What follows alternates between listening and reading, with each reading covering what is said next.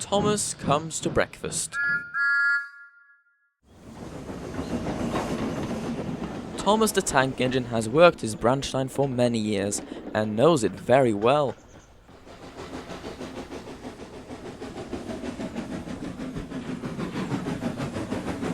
"You know just where to stop, Thomas," laughed his driver. "You could almost manage it without me." Thomas had become conceited.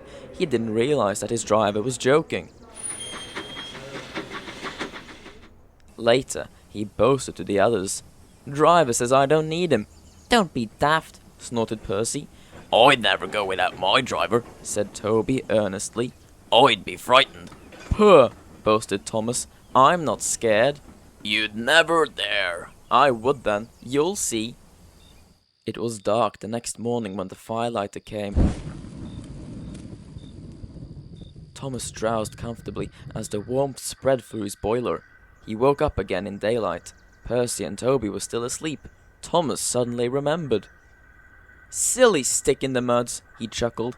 "I'll show them. Driver said I could manage without him, and he hasn't come yet, so here goes."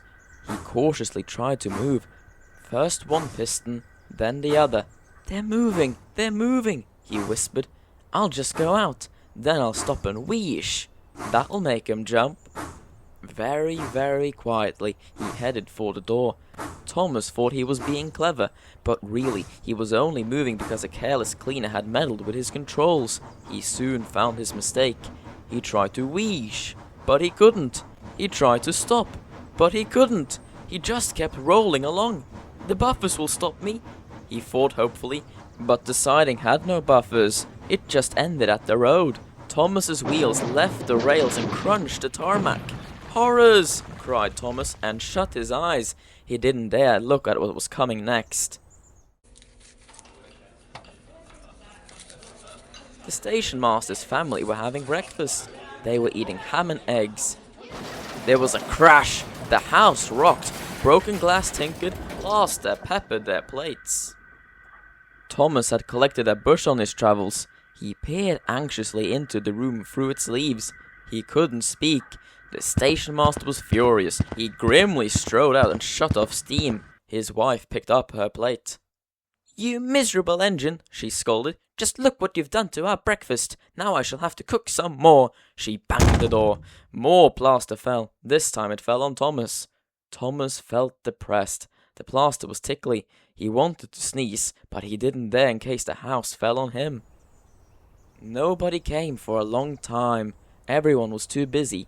At last the workmen came and propped up the house with strong poles and laid rails through the garden.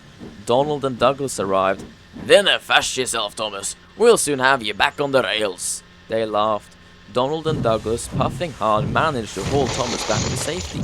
Bits of fencing, the bush, and a broken window frame forestalled his front, which was badly twisted. The twins laughed and left him. Thomas was in disgrace. There was worse to come. "You are a very naughty engine." "I know, sir. I'm sorry, sir." Thomas's voice was muffled behind his bush. "You must go to the works and have your front mended. It'll be a long job." "Yes, sir." "Meanwhile, a diesel rail car will do your work." The diesel?" Thomas spluttered. "Yes, Thomas.